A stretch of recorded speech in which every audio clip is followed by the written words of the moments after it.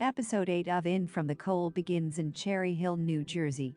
We're in the past, with Becca on the verge of turning 18. Jenny and her husband are about to get divorced, but he's concerned over how Becca is going to take this. What does Svetlana want with Becca? In the present, Jenny pleads with Svetlana to leave Becca alone. However, Svetlana has other plans. She's going to use Becca to fulfill her destiny, taking over from Jenny, given she failed her birthright. As Svetlana walks away, Jenny crawls across the ice rink and grabs the phone, telling Chauncey he needs to get to the Madrid arena to save Becca. Chauncey convinces Ahana to let him talking to Diego and Ines. In doing so, he learns Gideon is a woman. This, alongside Jenny's pleas, gives him a decent amount to go on to try and stop Gideon before it's too late. Does Chauncey save Jenny? Well, Chauncey instead heads to the rink where he finds Jenny bleeding out. Apparently her powers are only as strong as she is, and we've seen how terribly weak she is across the whole season.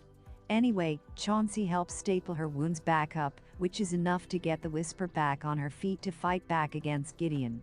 That's probably just as well, given Becca is currently being brainwashed by Svetlana. Alone in her dressing room, she's given headphones to listen to that strange humming, alongside a glossy look in her eyes. What is Svetlana's plan?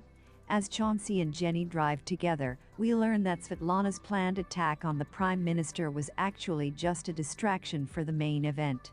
Her real target appears to be the senator. With law enforcement thin on the ground, it gives Svetlana the perfect opportunity to use him for her dastardly means. But what is he being used for? Well, we find out later on in the episode that Svetlana intends to brainwash the senator into being her puppet. She wants to get him promoted up to become the president of the United States. Then, she's going to start World War III, bombing a Russian city like St. Petersburg to make Russia the good guys this time. What happens at the arena? Is Svetlana stopped? At the Madrid arena, everything kicks off. A sniper nearby stands ready to take out Jenny. Only, she uses her powers to morph into different people in quick succession to evade the threat. Becca is used to try and take out the senator, but in order to stop her, Jenny shoots her gun near her daughter's ear in order to break the brainwash. I'd be surprised if she's not F, but then Jenny did use a defibrillator on her head last episode, so I guess anything goes. Back in the present, Jenny tracks down Svetlana up on the rooftop. She admits she's been in Siberia after being arrested in Russia for her crimes. It's here she divulges her diabolical plans, detailed above, but Jenny has heard enough. She shoots her mentor, and that's the end of the brainwashing queen's rule. 1 month later. We then jump forward 1 month later. Jenny and Becca are back in New Jersey. The latter's ear is absolutely fine now, and Jenny apologizes to her daughter for not being honest about the divorce. Jenny also promises no more secrets between them either. While Becca heads off with her father, Chauncey and Jenny hang out. It's revealed that the pair are now a couple, with Chris deciding to get a quieted job. Chauncey has also been reinstated to the CIA as well, but for Jenny, she still doesn't have her freedom. Do Jenny and Chauncey get together? After being at odds with each other for a significant portion of the narrative, Jenny and Chauncey become unlikely allies and are seen kissing in the season's closing moments. The CIA operative proves he genuinely cares for Jenny by repeatedly putting himself in harm's way to save her and her daughter, Becca. That being said, the fact that Chauncey and Jenny's professional relationship is built on the former blackmailing the latter remains a major point of contention between the two. Even in the end, Jenny muses how everyone is now free except for her. Since the CIA knows that she is a former Russian spy and can send her to prison for the same, she is forced to do as they command. As bad as Chauncey feels about the agency exploiting Jenny, there is nothing he can do about it. However, he is obviously attracted to the protagonist as well.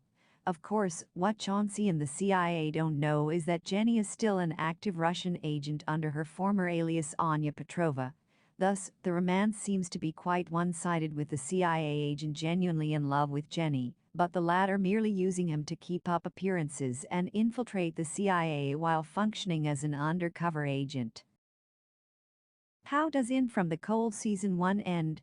That night, Jenny heads into the garage and begins smashing up the concrete. Underneath, she unveils a box with a phone. Speaking Russian after downing some vodka, she contacts someone and smirks. Agent Anya Petrova, everything is fine. It worked. The episode review.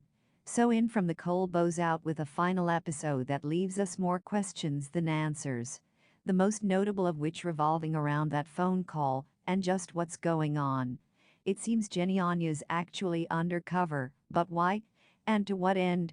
The whole Svetlana plan is ludicrous to the point of hilarity. Her master plan is to get revenge, includes her bombing her home country after hoping a senator becomes president, making Russia the good guys in a world war. Excluding the Cold War stuff, Russia fought with the Allied forces against Hitler so solely on World War history, it makes Svetlana look like a deranged lunatic that skipped out on history class. There have been a lot of inconsistencies with this show, but perhaps more so than that is the level of contrivance surrounding Jenny's powers.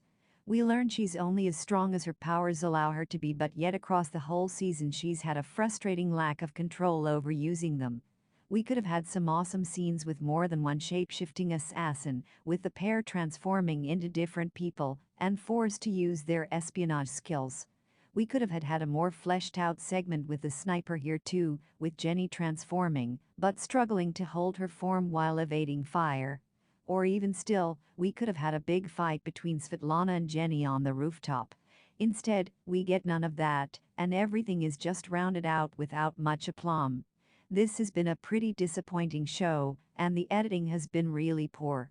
The jump forward 1 month, right off the back of a flashback, was handled badly, and the bait for season 2 is every bit as annoying, because it essentially undermines Jenny's character arc and negates her promise to Becca to be more truthful. However, those who have stuck with this one may find enough to like here, and if this does well, I'm sure Netflix will greenlight a sequel. For now though, this rather underwhelming series bows out with a pretty average final chapter.